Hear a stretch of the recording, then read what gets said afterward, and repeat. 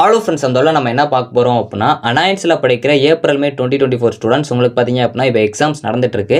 So நிறைய பேருக்கு வந்து எக்ஸாமுக்கு எப்படி ப்ரிப்பேர் பண்ணணும், ஸோ அதுக்கு எப்படி ப்ரெசென்ட் பண்ணுறது, நம்ம எக்ஸாமில் என்னென்ன மிஸ்டேக்லாம் பண்ண போகிறோம், லாஸ்ட்டாக எக்ஸாம் முடிக்கிறப்போ என்னென்னலாம் பண்ணணும் அப்படிங்கிறது தெரிஞ்சிருக்கும்.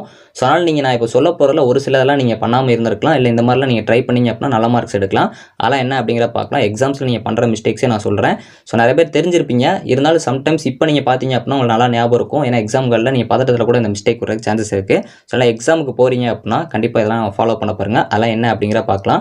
ஸோ நான் உங்களுக்கு ஆர்டராகவே சொல்கிறேன். ஃபஸ்ட் நீங்கள் எப்படி ஸ்டடி பண்ணணும், ரெண்டாவது மிஸ்டேக் என்னெல்லாம் பண்ணுவீங்க, பேப்பர் ப்ரெசன்டேஷன் எப்படி பண்ணணும், லாஸ்ட்டாக எக்ஸாம் கம்ப்ளீட் பண்ணப்போ இந்த மாதிரிலாம் வந்து நீங்கள் கம்ப்ளீட் பண்ணணும் அப்படிங்கிற சொல்ல போகிறேன். வீடியோ ஃபுல்லாக பாருங்கள், ரொம்ப யூஸ்ஃபுல்லாக இருக்கும். ஸோ வாங்க வீடியோக்குள்ள போகலாம். ஓகே ஃப்ரெண்ட்ஸ், ஃபஸ்ட் எடுத்து பார்த்தீங்க அப்படின்னா அனாயன்ஸில் படிக்கிற semester exam students April May 2024, அது மட்டும் இல்லாமல் செமஸ்டர் எக்ஸாமுக்கு ப்ரிப்பேர் பண்ணுறீங்க அப்படின்னாலே இந்த வீடியோ ஃபுல்லாக பாருங்கள். ஃபஸ்ட்டு வந்து எப்படி நம்ம படிக்கணும் அப்படிங்கிற பார்க்கலாம். ஸோ அது வந்து 5 யூனிட் உங்களுக்கு இருக்குது அப்படின்னா நீங்கள் ரிவர்ஸ்லேருந்து போகிறது பெஸ்ட்டு. ஏன்னா நீங்கள் காலேஜ் ஓப்பன் பண்ணதுலேருந்து ஸ்டார்டிங்கில் தான் படிச்சிருப்பீங்க. யூனிட் 1, யூனிட் 2, யூனிட் 3 அப்படி தான் படிச்சிருப்பீங்க. ஸோ அதனால் கடைசியாக இருக்க டாபிக்ஸ்லாம் கொஞ்சம் கவர் பண்ணியிருக்க மாட்டீங்க. ஸோ அதனால் அதுலேருந்து போகலாம். ஸோ அதே மாதிரி மேக்ஸிமம் எல்லாருமே ஃபஸ்ட் யூனிட்ல தான் கவர் பண்ணுவாங்க. நீங்கள் ரிவர்ஸ்லேருந்து போகிறப்போ அவங்களுக்கு தெரியாத கொஸ்டின் நீங்கள் ஃபஸ்ட்டே கவர் பண்ணுறதுக்கு நிறைய சான்சஸ் இருக்குது. ஸோ அதே மாதிரி ஒரு யூனிட்டில் எந்த கொஸ்டின் கண்டிப்பாக உங்களுக்கு தரவாக இருக்கோ, இல்லை கண்டிப்பாக எந்த கொஸ்டின் வருமோ ஃபஸ்ட்டு இம்பார்ட்டன்ட் கொஸ்டின் நல்லா பார்த்துருங்க. ஸோ அதுக்கப்புறம் எந்த கொஸ்டின் தரவாக வருமோ அந்த இதுலேருந்து ஒரு 3 டாபிக் எடுத்து ஃபஸ்ட்டு ஒரு பேப்பர்லையோ இல்லை ஒரு நோட்லையோ இல்லாட்டி உங்கள் ஃபோன்லேயே அந்த நோட்ஸில் வந்து டைப் பண்ணி வச்சுக்கோங்க. அது யூனிட் 1 போட்டு ஒரு 3 டாபிக்ஸ் எழுதி வச்சுக்கோங்க. யூனிட் 2 சொல்லிட்டு ஒரு 3 டாபிக்ஸ் எழுதி வச்சுக்கோங்க. ஸோ அந்த மாதிரி அந்த ஒவ்வொரு இதுக்கு ஒரு 3 டாபிக் எழுதுகிற மாதிரி எழுதி வச்சுக்கோங்க. ஸோ அதிலே 15 மார்க்கு கவர் ஆகிற மாதிரி எழுதி வச்சுக்கோங்க. ஸோ இப்போ நீங்கள் ஒரு 5 யூனிட்டுக்கு பார்த்தீங்க அப்படின்னா 3 மணி ஒரு 15 கொஸ்டின் எழுதி வச்சிருப்பீங்க. ஸோ அதில் 2 டாபிக் கவர் பண்ணுற மாதிரி கண்டிப்பாக பார்த்துக்கணும். அதாவது நீங்கள் ஏற்கனவே வந்து நிறையா படிச்சிருப்பீங்க, அதில் 3 பெஸ்ட்டாக செலக்ட் பண்ணியிருக்கீங்க, அதில் 2 கண்டிப்பாக தரவாக இருக்கணும். ஆனால் எல்லாமே நீங்கள் பார்த்துருக்கணும். ஸோ இப்போ உங்களுக்கு நான் சொல்கிற புரிய நினைக்கிறேன். ஸோ இந்த மாதிரி எழுதி வச்சுட்டு நீங்கள் படிக்கலாம். ஸோ ஃபஸ்ட்டு இந்த மாதிரி பண்ணதுக்கப்புறம் ஸோ ரிவர்ஸ் வந்து போவீங்க. ஸோ எல்லா டாபிக்ஸ் கவர் பண்ணுங்கள். இப்போ சப்போஸ் நீங்கள் இந்த 3 கொஸ்டின் மட்டும் படித்தா போதுமானா இந்த 3 நீங்கள் நல்லா படிக்கணும். பேலன்ஸ் இருக்க டாபிக்ஸில் உங்களுக்கு இம்பார்ட்டண்ட்டாக இருக்கும், இல்லை நீங்கள் பார்த்துருப்பீங்க, பட் இதில் செலக்ட் பண்ணி தான் அந்த கொஸ்டின்ஸ்லாம் வச்சிருப்பீங்க. அந்த பேலன்ஸ் இருக்கிறதெல்லாம் பார்த்தீங்க அப்படின்னா கான்செப்டாக பார்த்துட்டு வந்துடணும். ஏன்னா சப்போஸ் உங்களுக்கு அது ரிலேட்டடாக கேட்டாங்க அப்படின்னா என்ன எழுதலாம் அப்படிங்கிற பார்த்துக்கலாம். மேக்ஸிமம் இதில் வந்து கண்டிப்பாக கேட்டுருவாங்க அப்படின்னாலும் நீங்கள் அதை ஜஸ்ட் பார்த்துக்கலாம். அப்படின்னா உங்களுக்கு எல்லாமே கவர் ஆகிற மாதிரி இருக்கும். ஃபஸ்ட்டு இந்த மாதிரி தான் நீங்கள் பண்ணணும். செகண்ட் பார்த்தீங்க அப்படின்னா எல்லா இதையுமே நீங்கள் கவர் பண்ணிட்டு தான் எக்ஸாம் ஹால்குள்ளே போகணுமே தவிர நீங்கள் வந்து பர்டிகுலராக செலக்ட் பண்ணியிருக்க மட்டும் பார்க்கக்கூடாது. அதாவது நான் எல்லாமே கவர் பண்ண முடியலன்னு தான் செலக்ட் பண்ணி வச்சிருக்கேன் அப்படின்னு நினச்சிங்கன்னா ஸோ அது எல்லாமே நீங்கள் செலக்ட் பண்ணது ஓகே தான், அதாவது பர்டிகுலராக செலக்ட் பண்ணி படிக்கிறது ஓகே. பட் நீங்கள் அவாய்ட் பண்ணியிருக்க டாபிக்ஸை என்னன்னு தெரிஞ்சுக்கிட்டீங்க அப்படின்னா அங்கே வச்சு உங்களுக்கு எழுதுறதுக்கு யூஸ்ஃபுல்லாக இருக்கும். ஏன்னா கொஸ்டின் பேப்பர் பொறுத்த வரைக்கும் எல்லாமே நீங்கள் அட்டன் பண்ணணும். உங்களுக்கு தெரியுதோ தெரியலையோ கண்டிப்பாக அது ரிலேட்டடாக வச்சு நீங்கள் எழுதுற மாதிரி தான் இருக்கணும். ஸோ ஒன்று நல்லா புரிஞ்சுக்கோங்க. நீங்கள் எத்தனை யூனிட்டில் எத்தனை கொஸ்டின் படித்தாலும் அதுலேருந்து கேட்கப்போது பார்த்தீங்க அப்படின்னா 2 கொஸ்டின் தான் ஆப்ஷனில் வரும். ஸோ மொத்தமாக நீங்கள் 15 மார்க் 13 மார்க் 2 மார்க்கில் பார்த்தீங்க அப்படின்னா மிஞ்சி போனால் ஒரு 4 கொஸ்டின் தான் வரும். ஸோ அதனால் நீங்கள் ஒரு யூனிட் 10 கொஸ்டின் படிச்சுட்டு இன்னொரு யூனிட் ப்ரிஃபரன்ஸ் கொடுக்கல அப்படின்னாலும் உங்களுக்கு அந்த யூனிட்லேருந்து ஒரு கொஸ்டின் தான் வரப்போது, அடுத்த யூனிட்லேருந்து இன்னொரு கொஸ்டின் வரும். ஸோ அப்படிங்கிறப்போ நீங்கள் எல்லா யூனிட் கவர் பண்ணுறது தான் பெஸ்ட்டு. அதே மாதிரி ரொம்ப ரொம்ப முக்கியமான ஒன்று, இப்போ நீங்கள் ஃபஸ்ட்டு ஸ்டார்டிங்கில் படிக்க ஆரம்பிப்பீங்க அப்படின்னா ஒவ்வொரு யூனிட்டுக்கும் ஒரு ஹெட்டிங் பேர் வந்து கொடுத்துருப்பாங்க. ஸோ அதாவது ஃபஸ்ட் யூனிட்டுக்கு இன்ட்ரோடக்ஷன் கொடுத்துருக்காங்க, அது ஒன்றும் பிரச்சனை இல்லை, அதில் என்னென்ன சொல்லியிருக்காங்க அப்படிங்கிற பாருங்கள். செகண்ட் யூனிட்னா அதில் ஒரு ஹெட்டிங் இருக்கும், தேர்ட் யூனிட்னா ஒரு ஹெட்டிங் இருக்கும். ஸோ இந்த மாதிரி ஒவ்வொரு ஹெட்டிங்காக கொடுத்துருக்காங்க அப்படின்னா ஃபஸ்ட்டு அதுக்குரிய இன்ட்ரோடக்ஷன் டெஃபனிஷன்லாம் நல்லா பாருங்கள். ரொம்ப ரொம்ப முக்கியமான ஒன்று. ஏன் அப்படின்னா இப்போ நீங்களே யோசிங்க, உங்கள் கிளாஸில் ஒரு 60 பேர் இருக்கீங்க அப்படின்னா அந்த 60 பேருமே பார்த்தீங்க அப்படின்னா யூனிட் 1 இருக்கிற கான்செப்ட் தான் பார்ப்பாங்க, அதுக்குள்ளே இருக்க டெஃபனிஷன் தான் பார்ப்பாங்க, இதோட கான்செப்ட் பார்க்கவே மாட்டாங்க. ஸோ அப்படிங்கிறப்போ இந்த மாதிரி நீங்கள் டெஃபனிஷன் படிக்கிறப்போ மற்றவங்களோட நீங்கள் ப்ரியாரிட்டியாக மேலே முன்னாடி போயிருவீங்க. ஸோ அதனால் நீங்கள் பேப்பர் ப்ரெசன்டேஷன்லேயே ஃபஸ்ட்டாக இருப்பீங்க, உங்களுக்கு மார்க்ஸ் அதிகமாக கிடைக்கும். ஸோ அதாவது அந்த ஹெட்டிங்கை நீங்கள் டெஃபனிஷன் பண்ணிவிட்டு ஸோ அதுக்கப்புறம் நீங்கள் அவங்க கேட்டுக்க கண்டென்ட் கொடுத்தீங்க அப்படின்னா உங்களுக்கு அதிகமாக மார்க்ஸ் வரதுக்கு அதிக சான்சஸ் இருக்குது. இதில் நீங்கள் டெஃபனிஷன் பண்ணலாம், ஸோ எக்ஸாம்பிள் கொடுக்கலாம், ட்ராயிங்ஸ் பண்ணலாம், அந்த மாதிரி பண்ணிங்க அப்படின்னா அதிக மார்க்ஸ் எடுக்கலாம்.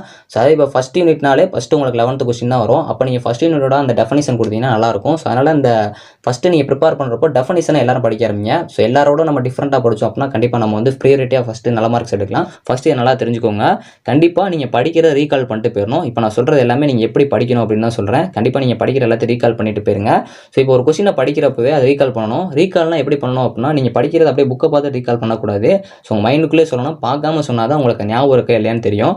சப்போஸ் ஒரு கொஸ்டின் படித்தோன்னே எனக்கு ரீகால் பண்ண டைம் இல்லை அப்படின்னா எல்லாத்தையும் படிச்சதுக்கப்புறம் லாஸ்ட் சும்மா ஓவரில் அப்படியே நீங்கள் ரீகால் பண்ணி பார்க்கலாம் மைண்டுக்குள்ளே. அப்படி இல்லை அப்படின்னா பேப்பரில் நீங்கள் ஃபஸ்ட்டே வந்து ஒரு சின்ன சின்ன ஹிண்ட்ஸாக வந்து ஒவ்வொரு கொஸ்டினுக்கு ஒரு 4 பாயிண்ட் இல்லை 5 பாயிண்ட்டில் ஒரு 10 பாயிண்ட்ஸ் மட்டும் அந்த ஒவ்வொரு லைனாக எழுதி வச்சிருந்தீங்க அப்படின்னா அதை பார்க்குறப்பே உங்களுக்கு ரிவைஸ் பண்ணுற மாதிரி தான் இருக்கும். அந்த மாதிரி நீங்கள் ரிவைஸ் பண்ணிக்கலாம். அந்த பாயிண்ட்ஸை மட்டும் ஞாபகம் வச்சுக்கிட்டு ஸோ எல்லா டாபிக்ஸுமே நீங்கள் கவர் பண்ணணும். இதுதான் ஃபஸ்ட்டு ஸ்டெப்பு. ஸோ செகண்ட் பார்த்தீங்க அப்படின்னா எக்ஸாம்களில் என்னென்ன மிஸ்டேக் விடுவோம் அப்படிங்கிறதான் சொல்கிறேன். ஃப்ரண்ட் பேஜில் கண்டிப்பாக வந்து நீங்கள் கரெக்டாக வந்து ஃபில் பண்ணணும். அனெக்ஸரில் கரெக்டாக டிக் பண்ணணும். ரெஜிஸ்டர் நம்பர் சப்ஜெக்ட் கூட ரொம்ப ரொம்ப முக்கியமான ஒன்று. உங்களுக்கு சைன் போடுற இடம் இருந்தால் மட்டும் சைன் போடுங்க, அப்படி இல்லைனா சைன் போடவே கூடாது. இது ரொம்ப ரொம்ப ரொம்ப முக்கியமான ஒன்று. ஸோ அது மாதிரி கொஸ்டின் நம்பரில் நிறைய பேர் தப்பு பண்ணுவீங்க. 11க்கு அப்புறம் ஏ இருக்கா பி இருக்கா அப்படின்னா அதை நீங்கள் போடாமல் விட்டுருவீங்க, இல்லை மாற்றி போட்டுருவீங்க. ஸோ ஏதோ ஒரு அவசரத்தில் மேலே வந்து நீங்கள் 12 அட்டன் பண்ணலாம் நினச்சிருப்பீங்க, பட் 11 போட்டிருப்பீங்க, அங்கே போய் 11 போட்டு அந்த கொஸ்டின் எழுதி வச்சுட்டு இருப்பீங்க. அந்த மாதிரிலாம் மிஸ்டேக் பண்ணவே கூடாது. தெரியாத கொஸ்டினை ஃபஸ்ட்டு அட்டன் பண்ணவே கூடாது, தெரிஞ்ச கொஸ்டின் தான் நீங்கள் அட்டன் பண்ணணும். ஸோ நிறைய பேர் என்ன பண்ணுவாங்க அப்படின்னா ஆர்டர் எழுதுறேன் அப்படிங்கிறக்காக தெரிஞ்ச கொஸ்டினை வந்து விட்டுட்டு தெரியாத கொஸ்டினை ஃபஸ்ட்டு எழுதிட்டு இருப்பாங்க. ஸோ அந்த மாதிரி யாரும் வந்து மிஸ்டேக் பண்ணாங்க.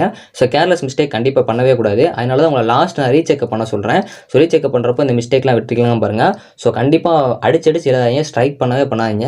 ஸோ உங்களுக்கு தப்பாக இருந்தாலும் சரி அதை அப்படியே விட்டுட்டு கரெக்டான டாபிக்ஸை அடுத்தடுத்து எழுத பாருங்கள். அது தப்புன்னு சொல்லிட்டு அடிச்சதை விட அப்படியே விட்டுட்டு நெக்ஸ்ட் அந்த இது போயிருங்க. உங்களுக்கு அது எக்ஸ்ட்ரா கண்டென்ட்டாகவும் இருக்கும். ஸோ அது போக பார்த்தீங்க அப்படின்னா அப்படியே நீங்கள் எழுத பார்த்தீங்க அப்படின்னா உங்களுக்கு நீட்டாகவும் பேஜ் வந்து இருக்கும். சம்டைம்ஸ் அந்த கண்டென்ட் வந்து சம்மந்தமே இல்லாமல் இருந்துச்சு, பார்த்தோன்னே தப்பு போட்டுருவாங்க அப்படின்னா மட்டும் அதை ஸ்ட்ரைக் பண்ணிருங்க. ப்ரெசன்டேஷன் ரொம்ப ரொம்ப முக்கியமான ஒன்று. ப்ரெசன்டேஷன் எப்படி பண்ணலாம் அப்படிங்கிறத அடுத்து சொல்கிறேன்.